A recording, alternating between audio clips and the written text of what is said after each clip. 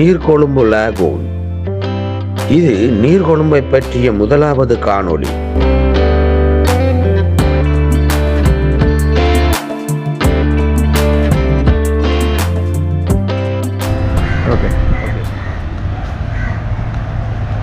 Kings Island Resort.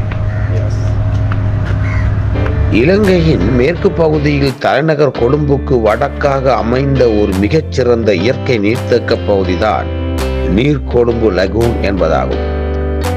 இந்த காணொளி நீர்கொழும்பு நகரத்தை பற்றி மட்டுமல்ல, இங்குள்ள உயிரணுக்கள், கடல் தாவர உலகத்தின் அழகையும் வெளிப்படுத்துகிறது.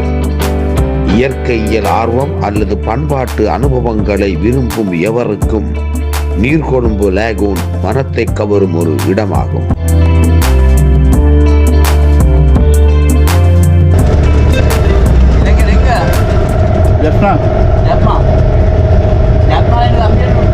எங்க இந்த ஊர்ல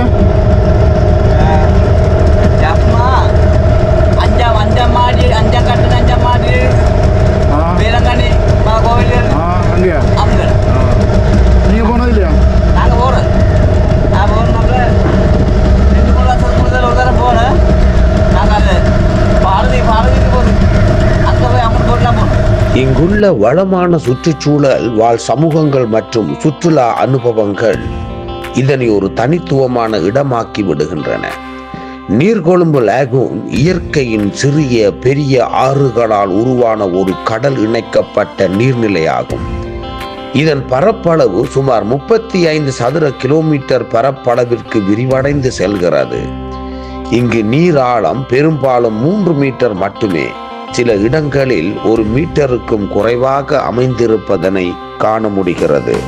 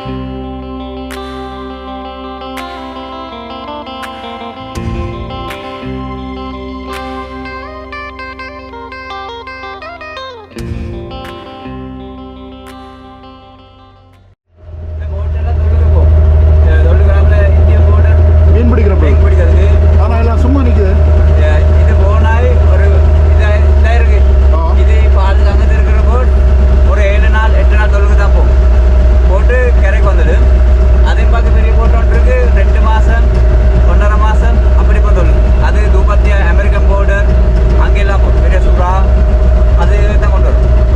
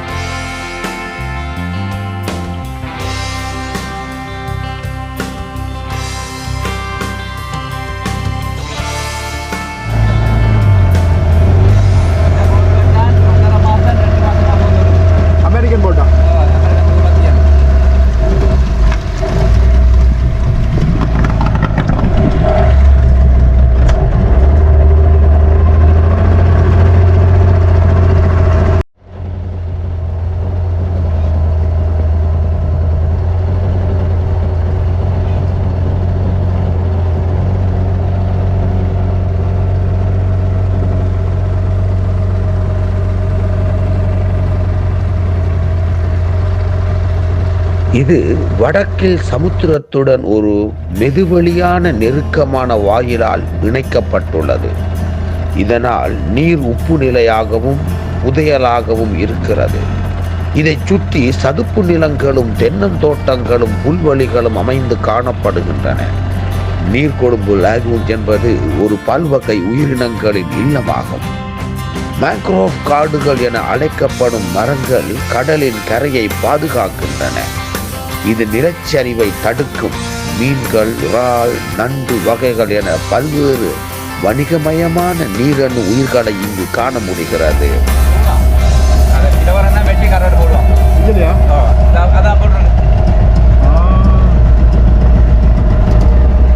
கருவாடு காய போடுற இடம்.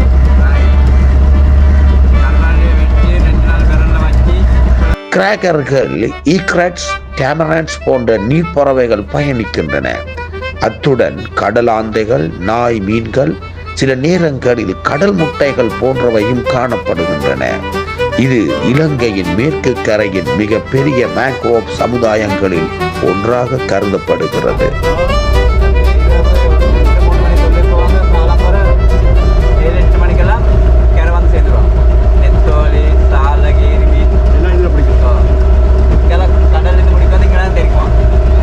நீர்கொழும்பு லாகூனில் காலை மஞ்சள் வெளிச்சத்தில் மீனவ படகுகள் புறப்படும் போது அங்கே காலம் மெதுவாக நகர்வது போல தோன்றலாம். ஆனால் ஒரு நாள் 2004ஆம் ஆண்டின் அந்த துயரமான மார்கழி காலையில் இந்திய பெருங்கடலின் உள்ளிருக்கும் நிலம் குலுங்கிய போது அலைகள் உலகையே அச்சமுறச் செய்தன. அந்த பேரலைகள் இலங்கையின் கிழக்கு மற்றும் தெற்கு கரைகளை கடுமையாக தாக்கியிருந்தன.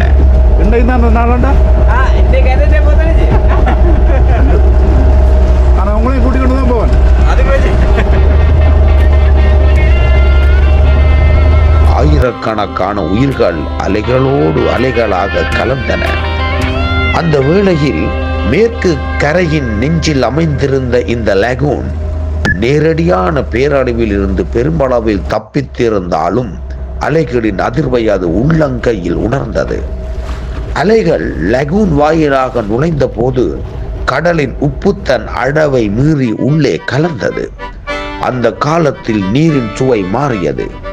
உயிர்களின் சுழற்சி தற்காலிகமாக தடுமாறியது. இறாலினங்கள் தங்கள் பாதையை மாற்றிக்கொண்டன. சிறு மீன்கள் தங்கள் குட்டையை தஞ்சங்களை விட்டு அலைந்தன.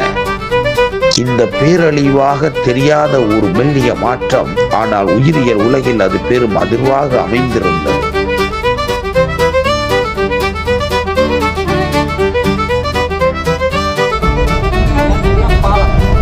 ஒரு பாலமா?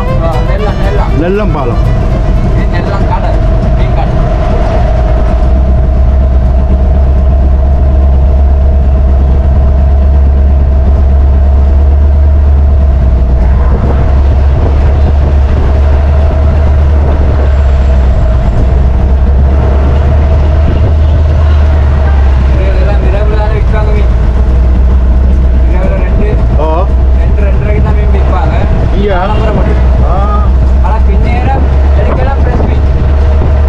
மீன் வருமா கடல்ல இருந்து? கடல் மீன் வரும். நீர்கள் வாங்கல மீன் வரும். பெரிய மீன் அரப்புல எடவால கிலோவால வரவையா? ஆமா, உண்மையான பரம். உண்மையான பரவையா? சரியா? நீங்க போய் பாருங்க. நம்மளால கொக்கனதுக்கு அதுக்கு பேர் இருக்கு. பேரு கொக்கு தமிழ். ஆனா நீங்க சொன்ன பேர் என்ன? ஈகரன். ஈகரன். எஸ்.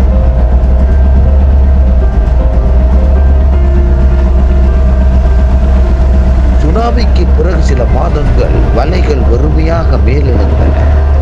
பிடிப்புகள் குறைந்தன. நீரின் மனநிலை மாறிவிட்டது என்று அவர்கள் சொன்னார்கள். ஆனால் இயற்கை ஒரு மீள் உருவாக்கத்திற்கு சக்தி உண்டு. காலப்போக்கில் மீன்கள் திரும்பின. இறால்கள் மீண்டும் கூட்டங்களாக வந்து அசைந்தன. லாகூன் தன் தாளத்தை மீண்டும் அடையத் தொடங்கியது. இந்த பகுதியில் உள்ள மரங்களின் வேர்கள் நிலத்தோடு பேசத் தொடங்கின. அவை மீண்டும் முளைத்தன. புதிய கிளைகள் பிறந்தன. மண் மீண்டும் பசுமை அடைந்தது. அந்த பசுமை ஒரு சமூகம் கற்றுக்கொண்ட பாடத்தின் அடையாளமாக மாறியிருந்தது. சுனாமிக்கு பிறகு விழிப்புணர்வு அதிகரித்திருந்தது. கடற்கரை பாதுகாப்பு பற்றி பேச்சுக்கள் எழுந்தாலும் அதே நேரத்தில் நகரமயமாக்கலும் விரிவடைந்தது. சுற்றுலா வளர்ச்சி லகூன் கரையில் புதிய கட்டடங்களை எழுப்பியது. இறால் பண்ணைகள், கழிவுநீர் வெளியேற்றம், பிளாஸ்டிக் மாசு இவை இயற்கை அலைகளை விட மெல்லியதாய் தோன்றினாலும் நீண்ட காலத்தில் பெரும் சவால்களாக மாறியிருந்தன. இப்போது லகூன் சந்திக்கும் சவால் அலைகளின் கோபம் அல்ல, மாறாக மனிதனின் அவசரமே ஆகும்.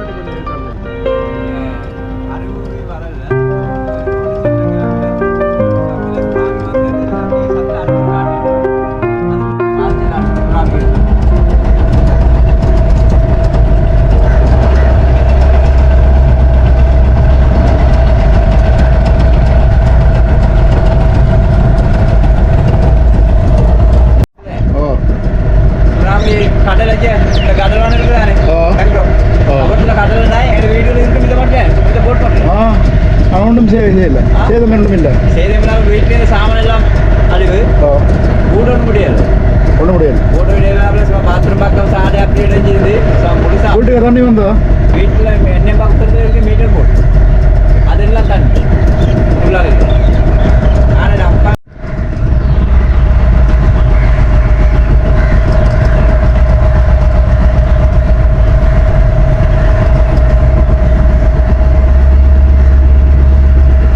மீனுக்காண்டி தான் இவ்வளோ காகங்கள் வாழுதாங்க. மீன் இருக்கிறபடியே தான் இவ்வளோ காகங்கள் இருக்குதா? அதுதான் இருக்குதா? இல்லை, இவ்வளோ பறவைகள் இருக்கிறதுக்கு என்ன காரணம்? மீன் தான் காரணமா? இந்த பறவைகள் இருக்கிற மீன் தானே சாப்பிடுறது. இங்கே சில சுற்றுச்சூழல் சவால்களும் உள்ளன. நகர வாழ்வு மற்றும் மனித செயல்பாடுகள் காரணமாக நீர் மற்றும் சுற்றுச்சூழல் அழுத்தங்கள் ஏற்படுகின்றன.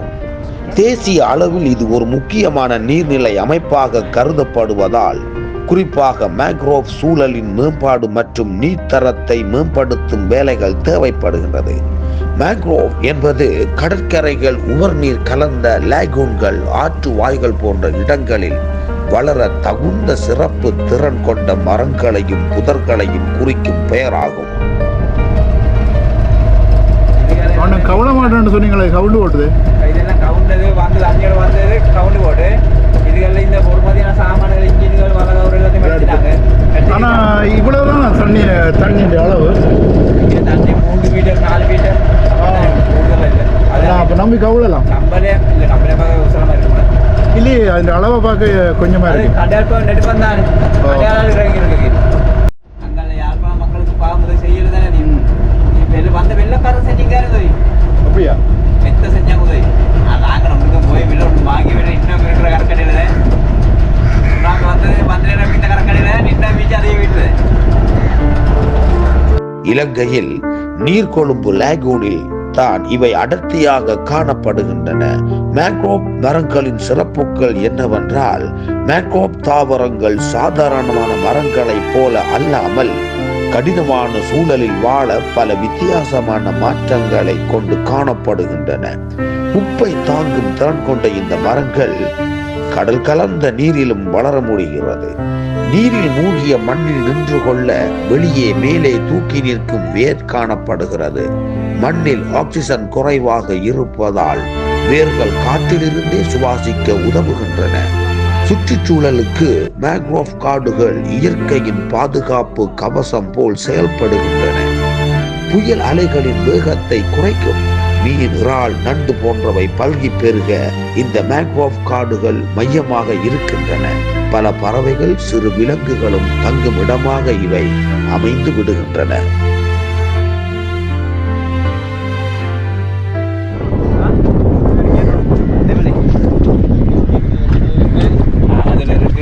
செவனிக்காய் இருக்கு, பப்பாயா இருக்கு. செவனி கொண்டு போய் குடிக்குமா? என்ன செவனி கொண்டு வேண்டி குடிக்குமா? குடிக்கும். இது என்ன சொல்லி வந்து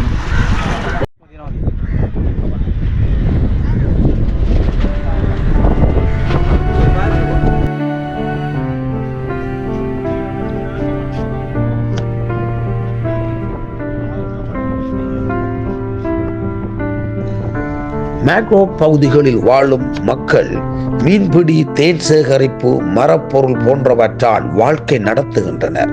அதே நேரத்தில் இவற்றை அதிகமாக அழித்தால் மீன்வளமும் குறையும், கடற்கரை பாதுகாப்பும் பாதிக்கப்படும். மேங்க்ரோவ் என்றால் உவர் நீரையும் சதுப்பு மண்ணையும் கொண்ட கடற்கரை காடு என்பது பொருளாகும். இவை இல்லாமல் கடற்கரை சூழல் சமநிலையாக நெடுங்காலம் நீடித்து நிலைத்துவிட முடியாது.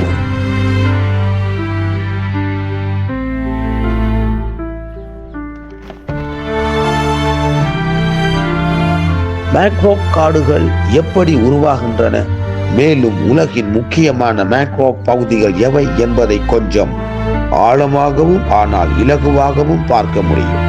மேங்க்ரோவ் மரங்கள் சாதாரண நிலத்தில் அல்ல, கடல் மற்றும் நிலம் சந்திக்கும் இடங்களில் தான் அவை வளரத் தொடங்குகின்றன. குறிப்பாக ஆற்று வாய்கள், சதுப்பு நிலங்கள், லேகூன்கள் போன்ற பகுதிகள் அவற்றுக்கு தேவைப்படுகின்றன. மேங்க்ரோவ் மரங்களின் விதைகள் நீரில் மிதந்து தொலைதூரம் செல்லும். அலைகள் அவற்றை கொண்டு வந்து சதுப்பு மண்ணில் பதிக்கும் போது அவை அங்கே வேரூன்றி வளரத் தொடங்குகின்றன. வேர்கள் பரவி வளரும் போது நீரில் வரும் மணல், சேறு ஆகியவை சிக்கிக் கொள்கின்றன. மெதுவாக நிலம் உயர்ந்து புதிதாக தாவரங்கள் வளர இடம் கிடைத்து விடுகின்றது. இதனால் சிறிய தாவர குழுக்கள் காலப்போக்கில் அடர்ந்த காடாக மாறுகின்றன. இயற்கை கூட்டணியால் மேங்க்ரோவ் வளர ஆரம்பித்ததும் நண்டு, இறால், சிறு மீன்கள் குடியேறுகின்றன. அவற்றை தேடி பறவைகள் வருகின்றன. பின்னர் பெரிய உயிரினங்களும் தோன்றுகின்றன. அதாவது ஒரு மேங்க்ரோவ் மரம் வளர்வது ஒரு புதிய உயிரியல் உலகமாக அது உருவெடுத்து விடுகிறது.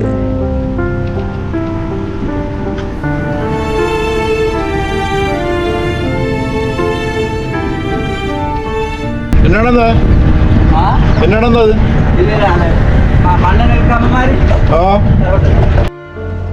உலகிலேயே மிக பெரிய மேங்க்ரோவ் காடு பங்களாதேஷ், இந்திய எல்லை பகுதிகளில் பரவி இருப்பதனை காண முடிகிறது. பெங்கால் புலிகள், உவர்நீர் முதலைகள் உட்பட ஆயிரக்கணக்கான பறவைகள் இங்கே வாழ்கின்றன. அமெரிக்கா புளோரிடா மாநிலத்தில் உள்ள மேங்க்ரோவ் காடுகள் சதுப்பு நிலமும் புல்வெளியும் கலந்து காணப்படும் ஒரு தனித்துவமான பகுதியாக விளங்குகிறது. முதலை வகையான பல அரிய உயிரினங்கள் இங்கு காணப்படுகின்றன. மேங்க்ரோவ் காடுகள் கார்பன் சேமிப்பில் பெரிய பங்கினை வகிக்கின்றன. சுனாமி, புயல் தாக்கங்களை குறைக்கவும் அவை உதவுகின்றன.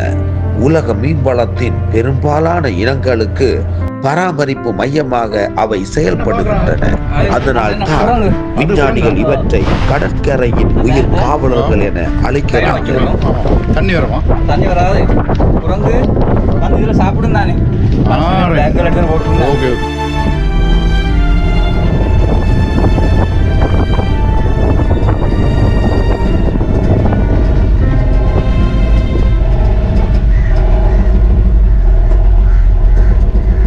அதுக்கெல்லாம் இந்த சோறு கொண்டு வந்துறீங்களா? இந்த குரங்குக்கு தான் சோறு கொண்டு வந்துறீங்களா? இந்த லாகூனின் அமைதியான நீர்ப்பரப்பில் சிறியதாக அமைந்துள்ள தீவுகளில் ஒன்றே மங்கி ஐலாண்ட் என அழைக்கப்படும் குரங்கு தீவாகும். பெயருக்கு ஏற்ப இத்தீவு குரங்குகளின் இயற்கை வாழ்விடமாக விளங்குகிறது. இத்தீவில் அதிகமாக காணப்படும் குரங்கினங்கள் டொக்கியோ மேக்கோ ஆகும். இலங்கையில் மட்டும் காணப்படும் இந்த இன குரங்குகள் ஓல்ட் வேர்ல்ட் மங்கி வகையை சார்ந்தவையாகும். இவற்றின் தலைமேல் முடி தொப்பி போன்ற வடிவில் இருப்பதால் டொக்கியோ என்ற பெயர் பெற்றிருக்கின்றன. மங்கி ஐலாண்ட் மற்றும் அதை சுற்றியுள்ள பகுதிகள் இக்குரங்குகளுக்கு சிறந்த பாதுகாப்பான வாழ்விடமாக உள்ளன. மரக்கிளைகளில் துள்ளி தாவியும் அடர்ந்த இலைகளுக்குள் ஒளிந்தும் இவை தங்கள் நாளாந்த வாழ்க்கையை நடாத்துகின்றன. பொதுவாக 15 முதல் 25 வரையான உறுப்பினர்களை கொண்ட ஒரு குழுக்களாக வாழும் இக்குரங்குகள் மிகவும் ஒழுங்கான சமூக அமைப்பை கொண்டவையாக விளங்குகின்றன. ஒரு குழுவில் முதன்மை ஆண், பல பெண் குரங்குகள் மற்றும் குட்டிகள் ஆகியோர் இணைந்து வாழ்கின்றனர். உணவு தேடும் பணிகள், குட்டிகளை பாதுகாப்பது, ஆபத்தை எச்சரிப்பது போன்றவை சமூக ஒத்துழைப்புடன் நடைபெறுகின்றன. டொக்கியோ மேக்கோ குரங்குகள் அனைத்து வகை உணவுகளையும் உண்ணக்கூடியவையாகும். பழங்கள், இலைகள், மலர்கள், விதைகள் மற்றும் சிறிய பூச்சிகள் போன்றவை இவற்றின் முக்கிய உணவாக விளங்குகின்றன. குறிப்பாக பல்வேறு மரங்களின் பழங்களை உண்டு விதைகளை பரப்புவதன் மூலமும் சூழலில் சமநிலையை பேணுவதிலும் இவை முக்கிய பங்கு ஆற்றுகின்றன. இக்குரங்குகள் தற்போது பல்வேறு சவால்களை எதிர்நோக்க தொடங்கி இருக்கின்றன. வனவளம் குறைதல், நகரமயமாக்கல், மனிதர் விலங்கு மோதல்கள் போன்ற காரணங்களால் இவை ஆபத்துக்கு உள்ளாகின்றன. மனிதர்கள் வழங்கும் உணவுக்கு பழகி விடுவதால் இயற்கை உணவு தேடலை குறைக்கும் அபாயத்தையும் இது உருவாக்கி விடுகிறது. ஆகவே பயணிகள் இக்குரங்குகளுக்கு நேரடியாக உணவு வழங்காமல் இருப்பது மிகவும் அவசியமாக கருதப்படுகிறது. அது உள்ளுக்க போனா அப்புறம் நாங்க போகலாம். அது போயிடுமா? எனக்கு வேற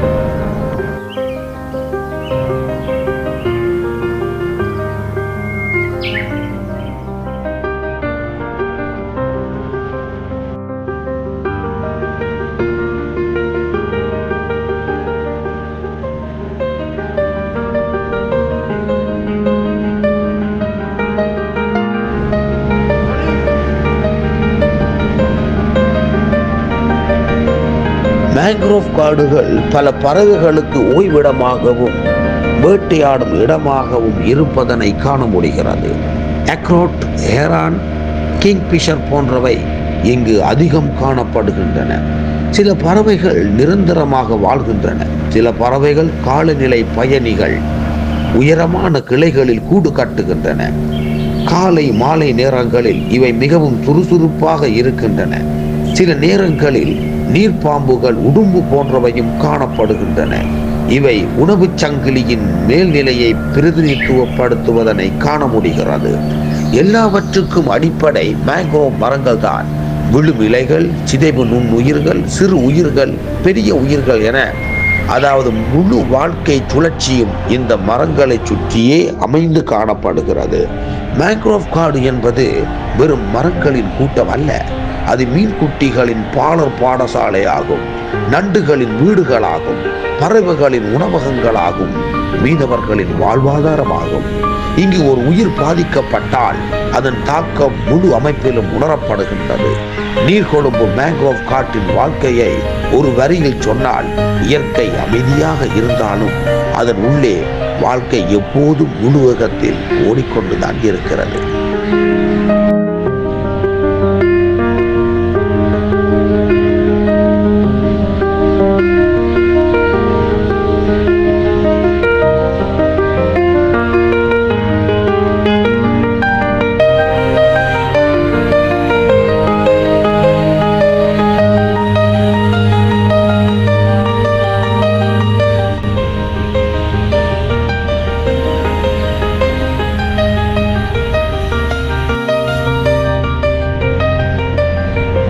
நீர்கொழும்பு லகூனை சுற்றியுள்ள மேங்க்ரோவ் காடுகள் கடல் மற்றும் நிலம் ஒன்றையொன்று அணைத்துக் கொள்கின்ற இடமாக விளங்குகிறது.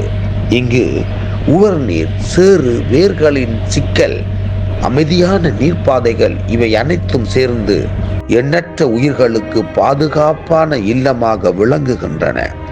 மேங்க்ரோவ் வேர்கள் சிறு மீன்களுக்கு சிறுவர் பாடசாலை போன்று திகழ்கிறது. பெரிய கடல் மீன்கள் கூட தங்கள் குட்டிகளை இங்கே வளரவிடுகின்றன. சிறு மீன்கள் வேர்களின் நடுவில் மறைந்து பிடிபடாமல் பாதுகாப்பாக வளர்கின்றன.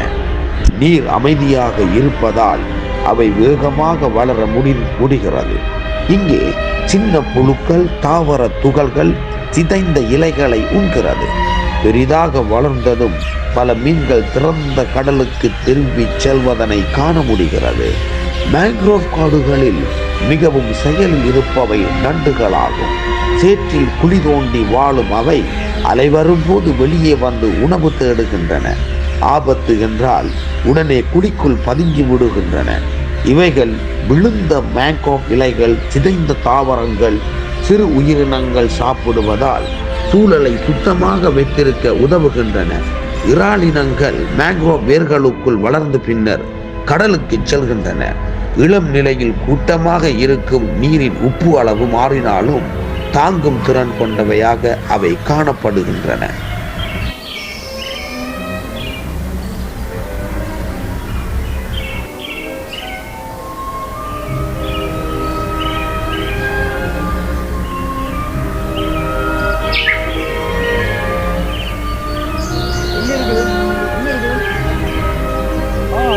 நீர்கொழும்பு குளத்தை சுற்றியுள்ள மேங்க்ரோவ் உலகில் மீனவர்களும் இயற்கையும் இரண்டும் தனித்தனியானவர்கள் அல்ல, அவர்கள் ஒரே குடும்பம் போல் இணைந்திருக்கின்றனர் என்பதை வெளிப்படுத்துகிறது.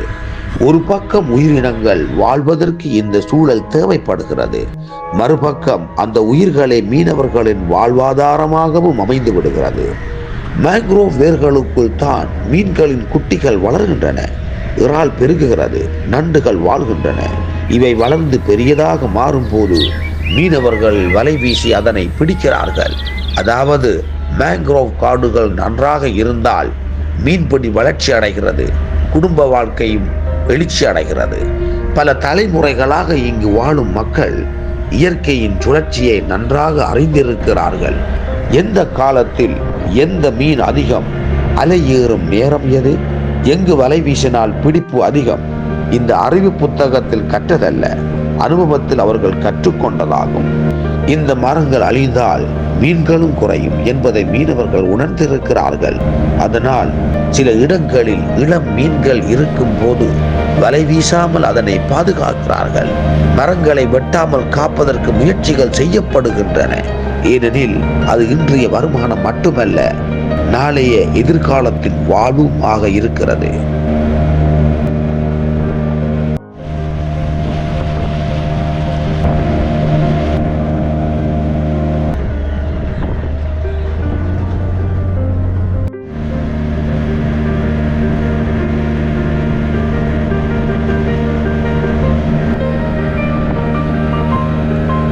உயிரினங்கள் மரங்களை நம்புகின்றன, மீனவர்கள் உயிரினங்களை நம்புகின்றனர்.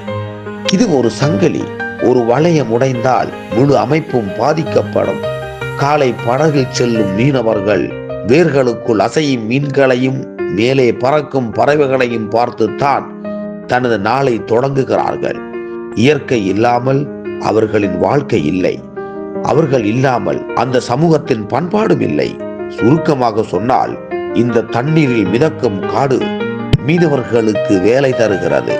மீனவர்கள் அதனை காப்பதன் மூலம் மீண்டும் உயிர்களுக்கு பாதுகாப்பை தருகிறார்கள்.